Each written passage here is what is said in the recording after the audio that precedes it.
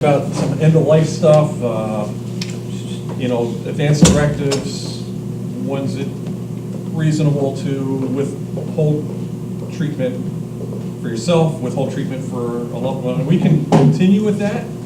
Did you think about that over this week? Any other thoughts? I thought about it, come up with nothing. Same boat. Still the same where we were? Yeah, we're still with the, shall I call it the Conrad conundrum, or the con. I'm sure that, like that term. Can you get away from a utilitarian view of this thing?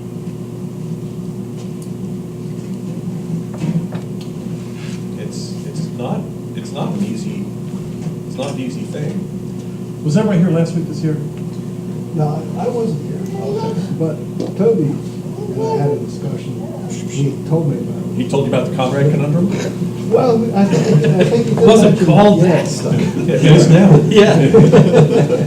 In our discussion, I just was telling Toby that, in my experience, the medical establishment will push very hard for this living will. And when they get it, they will aggressively use it to their own benefit as much as they can. Yeah. So be careful. I understand that. Along the same lines, I've heard people say, I won't, on my Pennsylvania driver's license, I won't consent to organ donation because I want them to try to save me, not harvest my organs. Yeah. I'm the same way, I won't sign for that very reason. Same here. Yeah. Same here. So, yeah, there's the concern about healthcare professionals and what are they in it for and what are they really doing? Well, Jim had a little bit of a curveball thrown at, tell him about your Yeah, health. I took my mother out of the living will. You did. Yeah, for the obvious reasons, and she understood and agreed with me. She was reluctant because her fear was that I would try to hang on to her life way beyond what she would want. And Is she I still living, promised- or? No, she's passed on about 3 years ago. But I gave her, a solid promise. I understand what you want, and I'm not going to let things go beyond what you want. She trusted me. And toward the end, her last trip to the hospital, I went to visit her and wound up talking to the nurses before I got to her room, and something came up about her treatment, and the subject of the living will came into play. I said, well, she doesn't have one. And with a little bit of a smirk, the nurse said to me, she does now. Ooh. She So- said, What did that mean? wait, she said, Well, as that of not meant, now, but she that will? meant that they had a discussion with her and understood that I had talked her into not having a living will, and They'll take over from there. they convinced her that she should have one and got her to sign one. Oh, No. can they do that? No, Of course. They did it. She's well, competent. she was competent. Of course, you She's can, competent. you can sign a living will. Yeah, that's So, You so, wanna talk like about I an said, overstep. they will, Why would it be their business? Why would they have any because interest they in want to that? be in control. They want to be in control, Yeah. and they're looking at the insurance money and hospital money. They know what the insurance covers. If the insurance covers, 20 days of XYZ, they're looking for a way to get you off whatever XYZ is on the 21st day. Yeah. So be careful. Yeah. I think it'd be a reasonable thing to say to your mom, fine, sign the living will, and I'm gonna hang on to it. Because the living will provides legal cover if the time comes when you have to make that decision. And now the doctors and nurses don't want it because the insurance doesn't run out for another month, right? And then you can pull it out. I hadn't thought of that. Okay, yeah. That's a good. Because that's what it's mostly for, is to say, no, it comes time, to say, let's pull that plug, and then the doctors and nurses don't feel like they have legal cover to do that. And that's what the living will is for, is to provide the legal cover. But I don't think that's what they think it's for. I know that, but I'm just saying, if they don't have it in their If they don't have hands, it, yeah. Yeah, then that's a you good- could pull it out at a later time. Something to think Yeah, about. That's a good You're the strategy. power of attorney and I that's. have power of attorney. Yeah. How much does the wording of a legal will, or of a living will play into? It's almost boilerplate. It's almost like a uniform thing across the states. Can you change that? Like, is it recognized if you essentially create your own, with your own dictates? I think if you were to create one and have it notarized, Then it would stand. yeah, I don't know if they need to be notarized now or not. I'm thinking they I do. would think they would have to be. Not a bad idea. I think, well, this was Florida. I think, well, that's, It is an extra level of authenticity. If it's notarized, it's harder to question if whoever If it was signed done. If it was signed Yeah. by the person who Right. had it written. Yeah. Yeah, but the conundrum that we came up with, that he came up with. I got rid of bus wheels. Beep, beep, here comes the bus. The conundrum was this: if we say, wait, abortion is always murder, then is it pulling the plug on a 95-year-old murder? If life is what we're trying to preserve, in any event, in any case, regardless of utility, then what's the difference? And we were looking at it saying, well, wait, we have a potential life here. And here we have a 95-year-old lived life with very little potential left, but that's utilitarian. It still requires a calculation you can't make, because you don't know how long that potential life is. You don't, So, Yeah, it's an impossible calculation. even if someone murders someone, it was still within God's sovereign plan that that person would die at that moment, but you were disobedient in that plan. absolutely. Yeah, if that person would have died at the same time, but not at your hands or anyone's hands, then it's still under God's sovereign plan, but there was no disobedience within that. Agreed. So, right, we're just revisiting last week's, see if anybody thought more about it. If we're going to accept the utilitarian aspect of this, have we really decided on who gets to decide someone's utility? Well, that's the problem with That's- utilitarianism. Right? Who decides that? Do we? Does God give a very clear-cut definition of such? Yeah. Well, we start to get back to the thing we were talking about from 1 Corinthians. And we talk about it again today in the sermon. If the last enemy to be conquered is death, then death has been named as an enemy. Do we have an obligation to fight the enemy at all costs? Do we have an obligation to prolong life? Do we have an obligation to prolong the dying process? Well, how's that all work?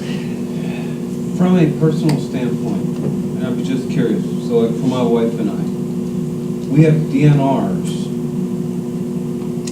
but I can overwrite hers, she can overwrite mine. So, the way the DNR is written, if I were to get in a car accident right here, they have to do, when that ambulance shows up, they have to do everything. They cannot, like say, oh, there's a DNR in his pocket, we cannot. They have to, Right, I gotta try. they have to get you at least into the hospital. In an emergency. But when she gets there, if it's like, she has the power to pull that plug. Are we even questioning if that's right or wrong? We are. Yeah, that would be part of it. That's what we're questioning. And when can we make that decision? this is what I said to her, that if I will be a burden in a vegetative state, I'm at peace with my God, I'm ready to meet my Maker. That I do not want to be a burden, a financial burden on her or on future generations. Right. But that's a utilitarian argument. That's what, I mean, some people that find themselves pregnant don't want the baby is It's a gonna have financial Down burden. syndrome, it's gonna be a burden. Right. I mean, that's Yeah, what but they say. No, but you're making a choice for another life there. So Jen is making that, But I have already expressed my wishes and wants. is suicide a reasonable thing for people to do? No. If you take suicide and murder as being, or if you take suicide as a subclass of murder, It's a self-murder. then you still have to answer the questions. But I think it's universally agreed upon that, universally, okay, so everyone sitting in here is going to sit here and say, God will take everyone home in there, or will pronounce, everyone's death is on God's time, like we said, Dan. But if you're in an accident, Yeah. here's a prime example, my brother. Their daughter had, at 24 hours, she turned blue. They rushed her to Christian Medical Center. They found out her heart was partially deformed. He argues that you do everything possible, including the $750,000 that they spent, where half of it came from the church.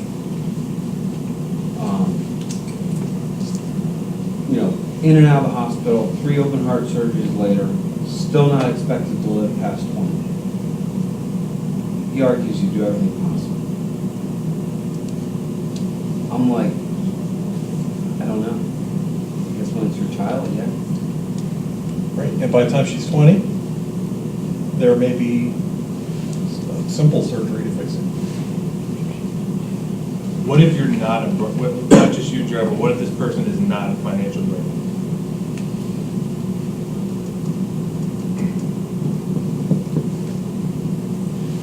Where's the biblical warrant? I think that's what we're asking here. Is there a biblical warrant to pull a plug? On yourself or somebody else? Are we making, or equating pulling the plug with a DNR? Because they are kind of different. They are kind of different, that's true. Kind of. Kind of. Not really, so in the grand scheme of things. Not, If you are able to resuscitate someone and you don't, how's that different from pulling the plug? I mean, Are DNRs, I should they I even be suppose so. allowed, like biblically speaking, are you allowed to say, make that choice for your own life? You know what I mean? We need to find biblical justification for these actions. I mean, we need to find everything, if we say that there's a biblical context for everything, then we have to have, it's gotta be there. it's true. That's absolutely true. you could say, you could make this model, you could say,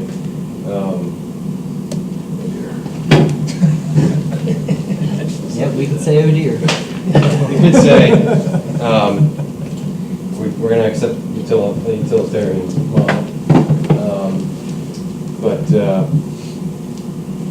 we're gonna say, if you do not have the responsibility to use some technology to intervene, you may if you want to, but you don't have to. So to let them die, someone die naturally is not murder. But you have the option if you want to intervene. That's true until you get into, I think it's much easier, Conrad, if you're on a ventilator, on a breathing machine. You can't breathe on your own, right? So I think that's an easier argument to make than if you're on a feeding tube, but you're breathing. Now, if you withdraw the feeding tube and you stop giving fluids, you're starving that person to death. You know, I think that's a little bit tougher than the ventilator, which is also a technology that you could or could not use. So is a feeding tube. 100 years ago, 150 years ago, you didn't have a feeding tube option either. You know, there are lots of things that we didn't have technology for 200 years ago, that these questions wouldn't even be in. well, let's just say for a minute that I say, These are blessings that I that we say I have. take the feeding tube and the ventilator as the same thing. So I'm just gonna Okay. pull to that model. Can you prove to me from the Bible that that's wrong to stop feeding them? That since they can't eat on their own, like, they would naturally die. I can't prove. That's why we're talking about these, because we can't. I don't have biblical. I don't have hard verses to pull up and say. And that would hold for, let's say, a baby. You see, it will not be able, once it's born, won't be able to live on its own. Then you, according to this model, you would have the option to either let them die or to take extraordinary measures. Like you would have the option, but you wouldn't be required to save the baby. It wouldn't be murder to let it die. Oh, I see, with like a birth defect or. Yeah, let's say a birth defect. Now, that would not hold with, say, like a mental handicap, because the baby can survive, even though it may not have any utility, or much. So seems like I can answer a lot of these questions pretty simply. Perhaps, and perhaps that's where we end up coming down, is you start to quantify, or you define what life is. Is life being the ability to breathe and eat on your own? Is that what we're going to call life? Well, I mean, we have to obviously go back to the Bible for our definition of life as well. I mean, the only thing that comes to mind is God breathed into them the breath of life, and also another place it says that the life is in the blood. And that wasn't referring to Christ, it wasn't metaphorical, it was. Sacrificial system. Rushton, he never spoke about it. I don't know. I don't know that he did. He has a bunch of medical things in the big Oh, and reconstruction. yeah, a lot of like white papers, just one. Yeah, two one after papers. another. I can look in there. Yeah, do the same. I don't have an answer. We need to wrestle with it. That's where we are. Well, I think there's a lot of these things in the reform circles that we have to wrestle with. You know, one of the ones that I struggle with is marijuana. Of course. Heroin. What are these? Why has God put these on earth? You know, I mean, we use morphine in a end of life situation We do. to make someone's life better as they are dying. Right. Is that a mercy or is that a curse? Those are mercies. You're alleviating someone's pain. So If you can't cure them, but they're in horrible pain, why wouldn't you use those? with opiates and the type of hallucinations Well, and You weird can make the things. same argument about alcohol. Alcohol we're actually commanded in Deuteronomy to drink strong drink at the celebration. You tithe for a celebration once a year, right? Yeah. And it says strong drink. It doesn't make there's no bones about this is some sort of weak wine or something. Nope, it's strong drink. But we're commanded against being drunkards. We don't abuse things, but you can those are gluttony issues. Abuse of food, abuse of alcohol, abuse of opiates, abuse of medicine. Those are escapes. Those are, we have commands and fairly clear about that. And I don't want to take the the subject off of the end of life topic, but could you equate that to Proverbs 31:6, give strong drink to him who is perishing? I think so. Yeah, it's And you could, additional pain you could take alleviation. the opiate and put that into that? I don't, yeah. Okay. I'm just curious, I'm not, I would agree with you, but you get a lot of people who will argue with you.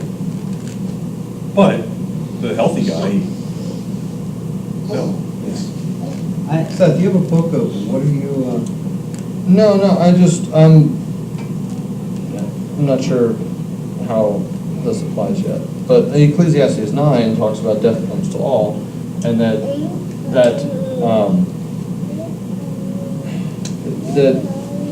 the living, for the living know that they will die, but the dead know nothing, and they have no more reward. It talks about basically embracing the fact that we will die, and so I just wonder, going back to the end of life conversation, there is something to be said for,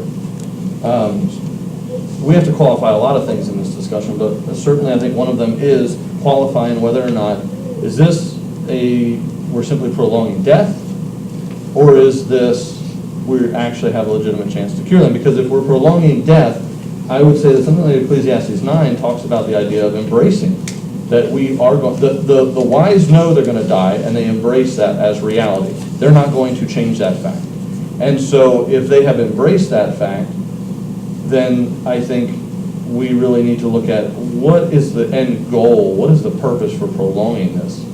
Is it because, I mean, and I've used my grandfather as an example, the only reason he's still here is because my family couldn't come to terms with the fact that he's going to die.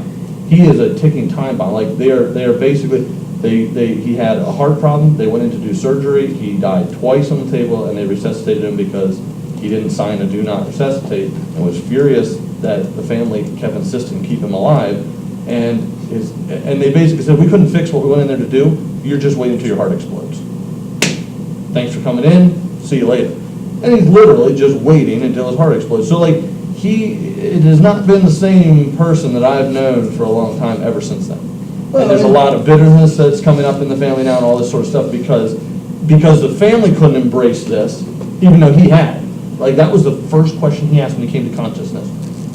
Why did you bring me back? I was ready to go. Like, that's the first thing he said. So, like, I think there's so we qualify that. And John, I don't know, I apologize because I came in late. I don't know if you had mentioned what we talked about after class, which I thought was so helpful in clarifying, to the issue that Conrad has brought up about what do you do with did you already bring this up about the potential of life? Right, we talked about that. Okay, good. Yeah, because I think that's an incredibly important point. But no matter how you phrase that, the life potential of a baby versus the expended life potential of a 95-year-old, you're still dealing with utility. Yes, but I think we were saying that the reason that we would not be able to sign off on an abortion is because until that child is born, you do not exactly know what the utility, and at that point, you have a decision to make as a parent. Okay, are we going to now keep this child hooked up to life support for who knows how long and hope that maybe by some miracle they will be able to overcome all this, or do we not prolong Right. and accept I mean, is it okay to keep placenta and stem cells and all that stuff locked up in, frozen assets, and then hopefully there's a cure someday for something, or you have other things that, like, is that a completely different topic here? Not really. I think that you're getting into the arguments of how hard do you fight, how long do you fight, do you count on or do you hope for technology to catch up with your ailment.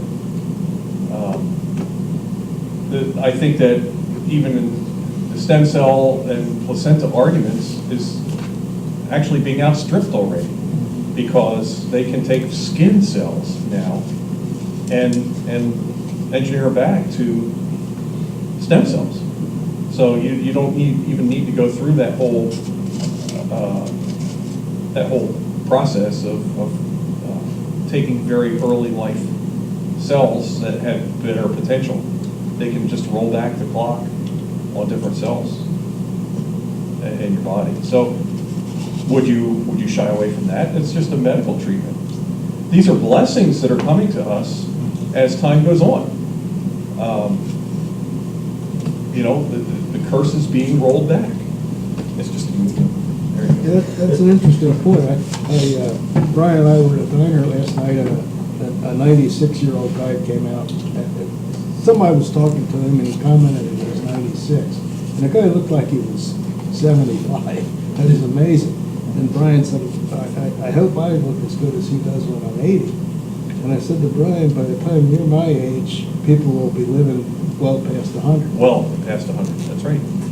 But the biotechnology, the advances, the curse is being rolled back. But to Seth's point on his grandfather, I mean, I remember when you were telling me those stories, how, pardon my French, but you were pissed. Yeah. And your family was being jerks.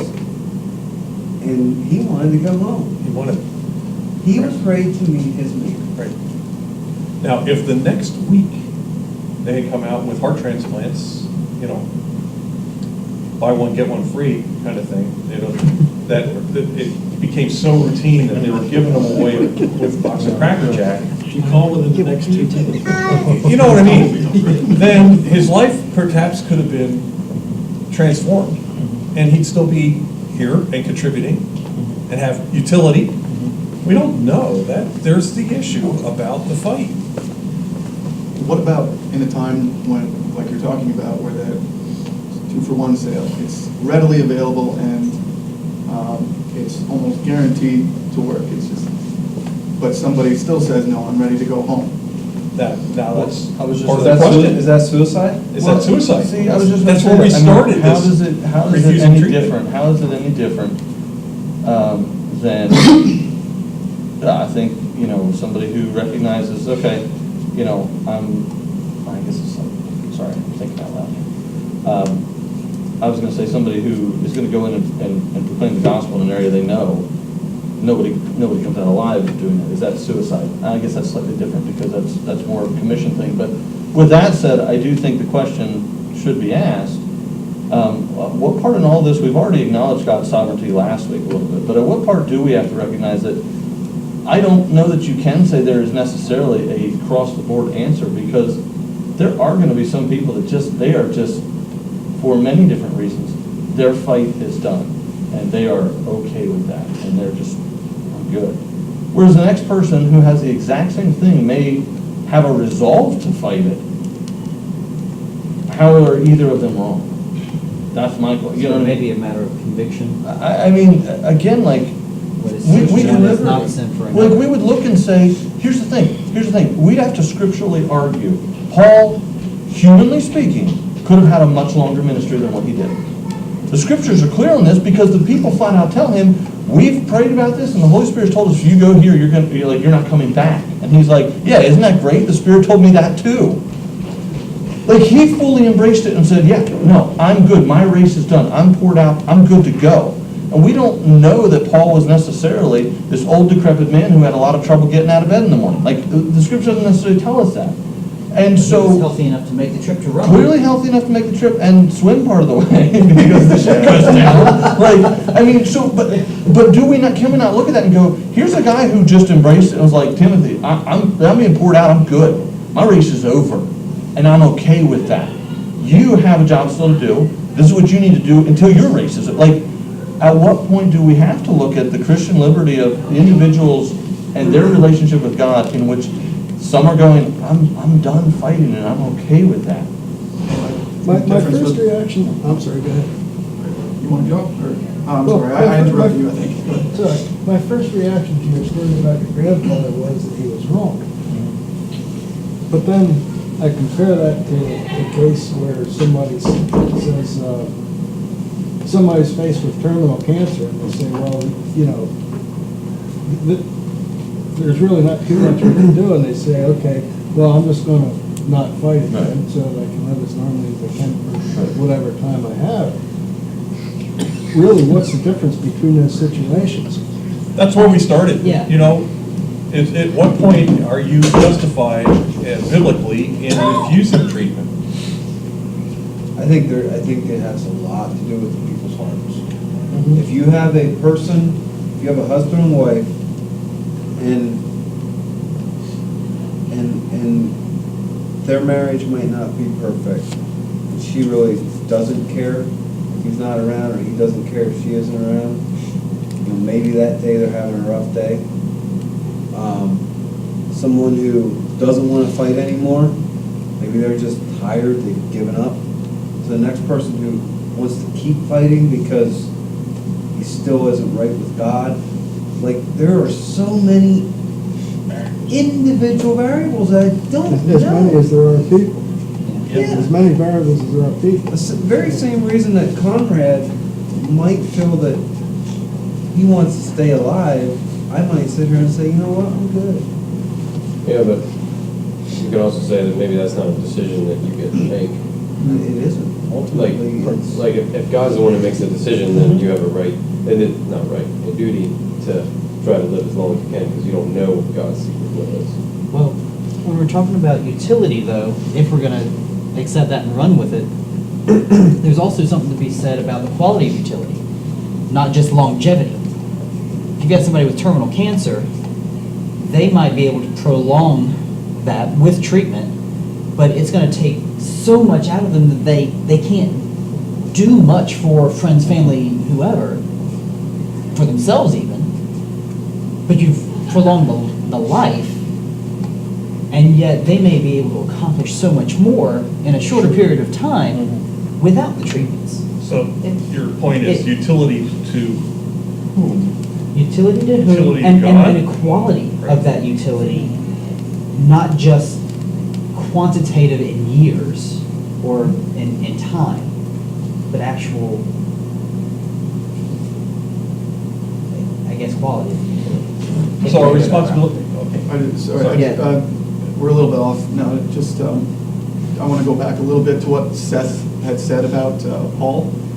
I think there's a difference, though, because Paul had a certain knowledge of his end.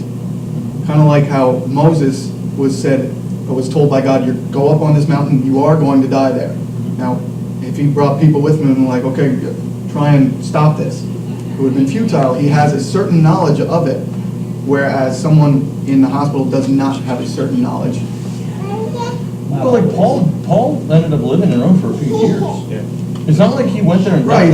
and he did not know the day. What he did was accept Ecclesiastes 9. I'm okay with the reality that I won't come back there, and I have no idea when that day is. Right. But I'm not going to try and, I'm going to try and prevent this and not go to Rome and do all this other stuff. Like, it goes back to, I think even what we've been talking about, individually, he knew that his responsibility to God was he needed to do this.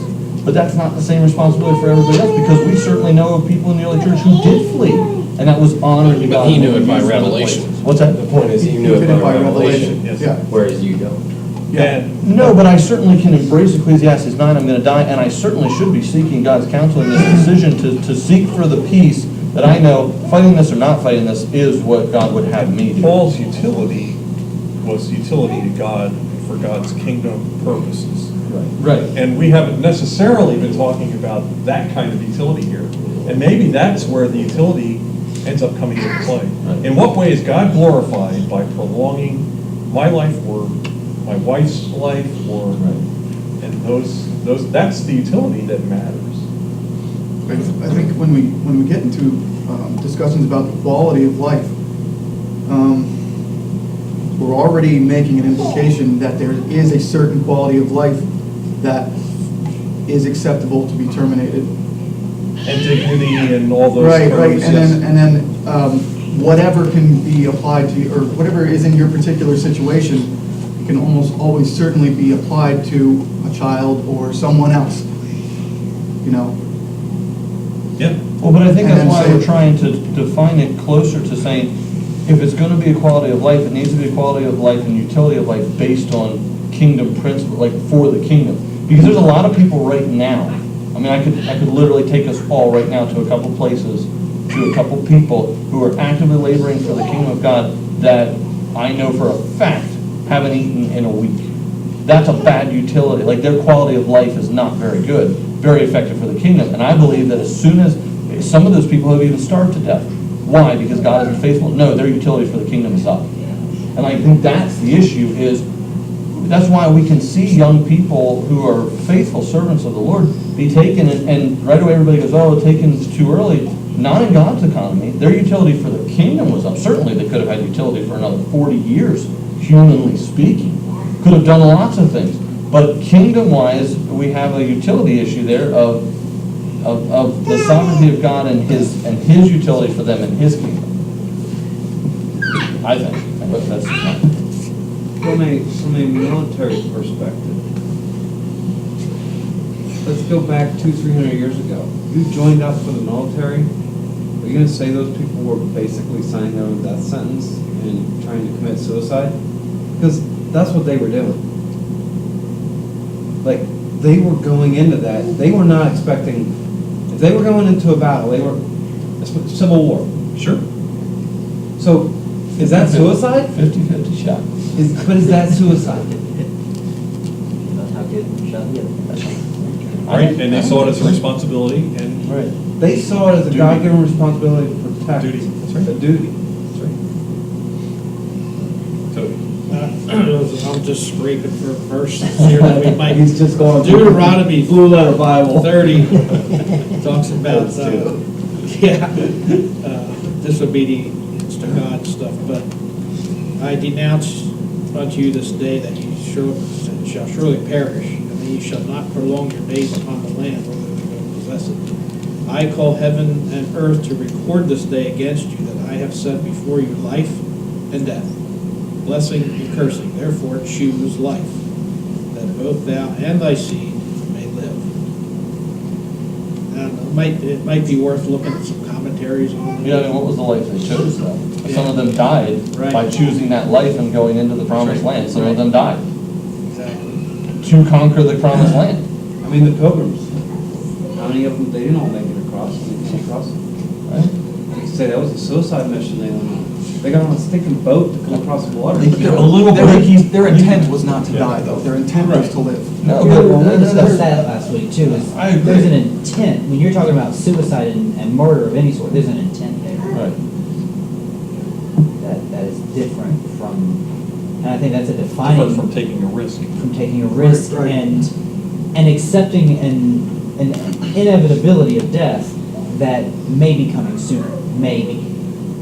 Accepting that's where there's, I think. I guess So that's where the that's- military and things like that come into play.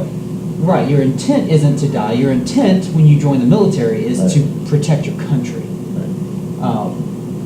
Knowing Or full to well defend that the you may cause. die in that cause. I think that's the thing, though, is But that's you're what not- Paul did with Rome. He was Right. protecting his king. Like, you're not doing anything, Doing like, his king's work. you're not gonna die if you don't join the military. You're still gonna die. It's a matter of embracing, you know what, this may be coming sooner than I would have personally chose, because I feel this is my responsibility and duty before God to do it. So, I knew I was already gonna die, I just may not do so at 90 years old in my own bed. I might do it on a field somewhere I've never heard of before. You're so kind. Would. I love it. I'm gonna say that from now on. I wish my chair. I yield the floor to the gentleman from. The verse, there's no greater love than for one to lay his life down for a friend. Could that be considered, sounds like suicide for the sake of someone else? If you're serving your neighbor, you're serving the king. That's right. So it's, what I'm saying is, it sounds like a justified reason Kingdom to utility. to give up one's life. Right, kingdom utility. I think I said last week, if somebody opened the door and chucked a grenade in here, would somebody be committing, suicide if they jumped on that grenade? No, they'd be loving their neighbor, they'd be loving their neighbors. And knowing full well, this will certainly end my life sooner than I was expecting. Yeah, it's two entirely different things. Yes, Entirely. you are right, yeah. Yeah. Oh, you did? I volunteer you. I volunteer you. One of my favorite guys in the Bible is Ahithophel. Ahithophel, yeah. Because he could foresee things, so he told Absalom, don't do this.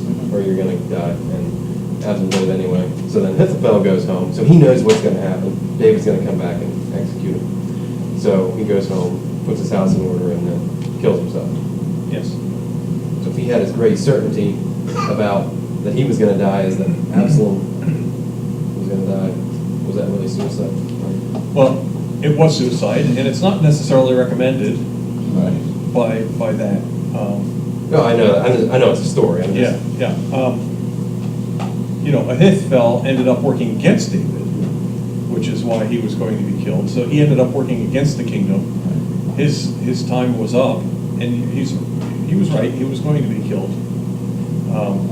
But you still don't end your own life. That's You can say like that That's is self- him not prolonging the dying process. yes. Since he knew he was gonna die. I would argue that that was him though trying to circumvent the justice of God. Right, he was. He knew that the justice of God is that he was going to be killed, and he sought to circumvent that. He could also, by killing himself, possibly not cause the pain that would have happened or something like it. Put a rope around my neck, you know, I'm gonna be dead pretty quick, my neck might snap. But they stick me with a bunch of swords and, you know, I'll Who be knows? bleeding Yeah, out make for sure that's hours. right. and, you know. So it's a self-preservation thing. Maybe. Typically, you Just a had your thought. head lopped off, but that was, obviously, we didn't solve it again. We need more of those healing preachers on TV that you see. There you go. Why don't you get Benny Hinn in next week? I'll do that. Guest speaker. What we will do next week, though, is we'll go to what we do as parents, what the decisions that we have to make as parents. In what case, you know, we have medical decisions to make about our kids. When is that justified? To say, yes, I will, and no, I won't. We read about it all the time. There's people who, on faith, I'm not taking my kid to the doctor. When does society, when does Christian society step in? And to prevent abuse, can we define the abuse? And then, of course, that will merge into a rant on Child Protective Services. I'll prep that. I'll write that map. You know, my cousin, because they did not take a child to a MD, they went to a homeopathic Yes. doctor, and the child got sick, didn't die, but got sick, and then they went back to it ended up dying like a month later. There are people who are evil, bad people for not going to the medical doctor, and there are other people who are like, they were going to a doctor, there was nothing more they could do. You know, and then CPS comes in, took all the kids. Right. You know, so there, we'll like This that. is your cousin? My cousin. I'll just, This happened 10 years ago. They have since gotten the kids back. They're still under monthly supervision and stuff, but to pour gasoline on that fire, I'll read this one paragraph from an article on that because of the absurdity of this. A Maryland couple, Alexander and Danielle Maitiv, that's their name, Maitiv, made international news after 2 run-ins with Child Protective Services sparked by their decision to let their children ages 10 and 6 walk to neighborhood parks by themselves. As self-described free-range parents, the Maitivs are committed to giving their kids freedom from constant adult oversight.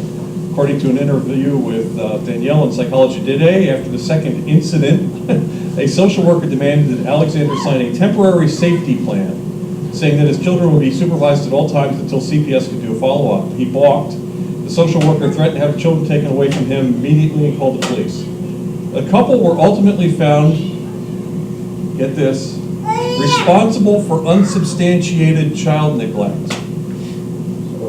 responsible for unsubstantiated child neglect, Well, I guess that's no problem. which Danielle calls Orwellian, adding that their lawyer describes it as legal purgatory because it seems to be meaningless in plain English, yet it's a cloud hanging over their heads.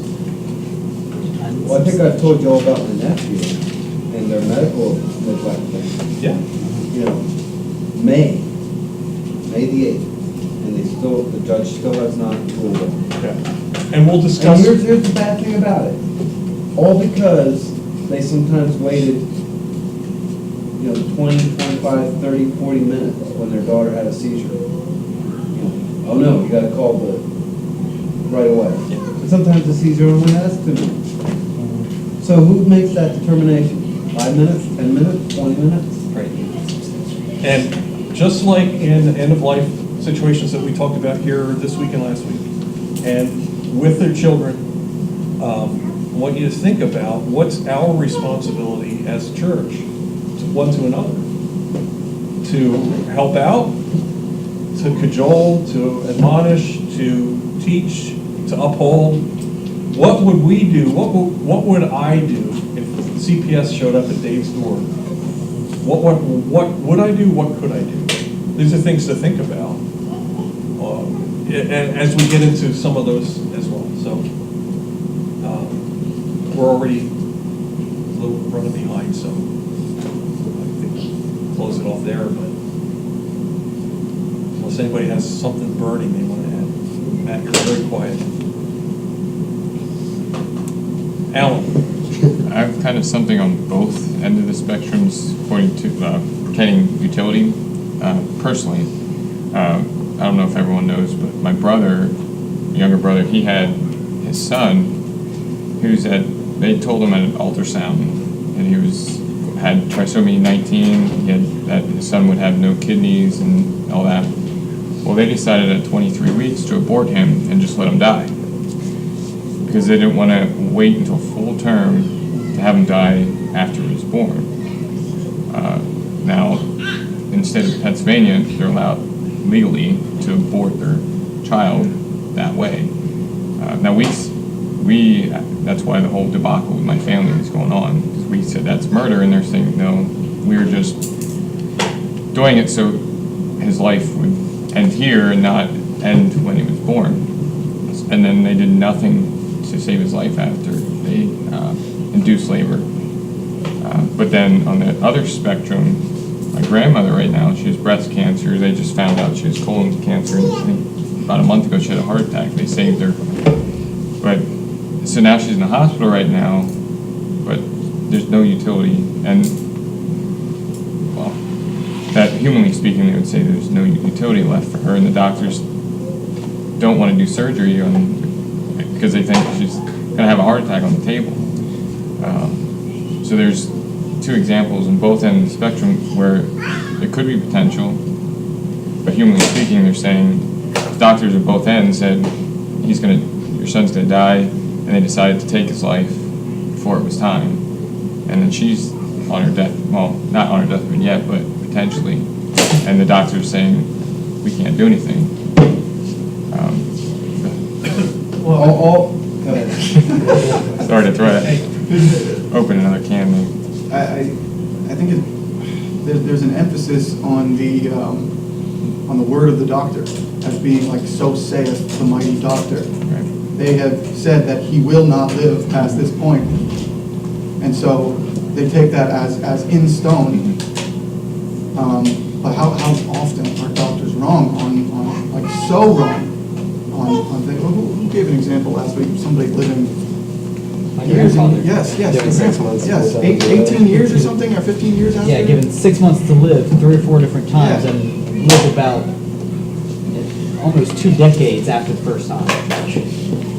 So, All I can say is this: we need to come up with where we are as a congregation, as an alliance of Stand-Out churches. Because if we don't, the pagans will be doing it, and there'll be, things like the things that happen over in Europe where this kid's not going to be any good, so we're pulling, the pagans will be making Well, those ultimately, decisions for us. it devolves into Nazi Germany, and we'll decide who should live, who should not. The issue is whether or not. Even if we do decide, even if we do decide, the pagans still get the last call because they're in charge of the courts and stuff. You know what I mean? We can decide here or a group of Yeah, but- theonomic churches, but here's the- but if you go into the courthouse in Reading, they're deciding because they're. But here's the thing, if you have a group of Oh, Canaanite okay. churches that are all split, and even inside those congregations, you have 10 people with 10 different ideas who can't come up with one collaborative, this is how we think, God has ordained it, we're worthless. I agree. All I'm saying is, as soon as you go to the heathen courts, you're in their sandbox and they. I'm just saying that's gonna be a little tough though if we believe there is an element of sovereignty and individual liberty with it. It's gonna be I very agree hard with- I to agree. make a hard and fast statement, this is what it is. Because you know what, like, it is gonna be different. Like, believe me, for me, I'm gonna make sure it's really clear to my family, this is what I want.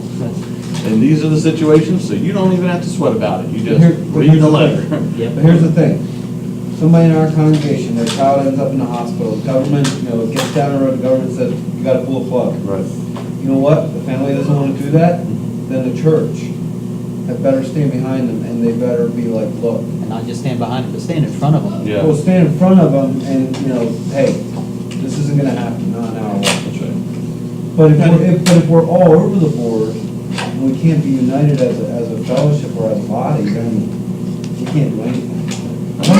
You saying about your family's gonna know, Jim was overridden by a nurse in 15 minutes.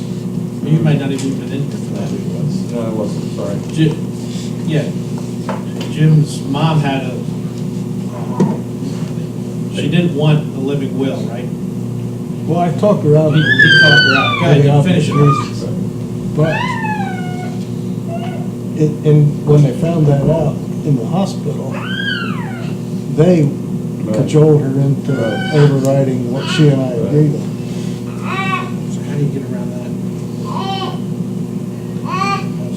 Well, John actually had a good suggestion, keep it in your, have it, keep it in your own possession. But even there, I mean, they could have cajoled. They could still gotten another one. Yeah. The more current one. The most current one, yeah. Yeah. Yeah. Well, we're 20 after we have a break, so. Any last thoughts?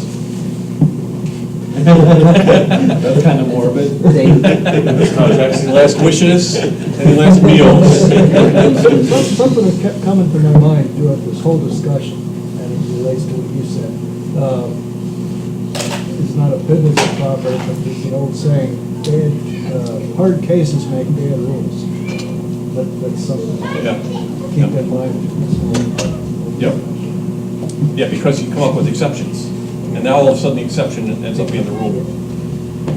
All right. Dismissed.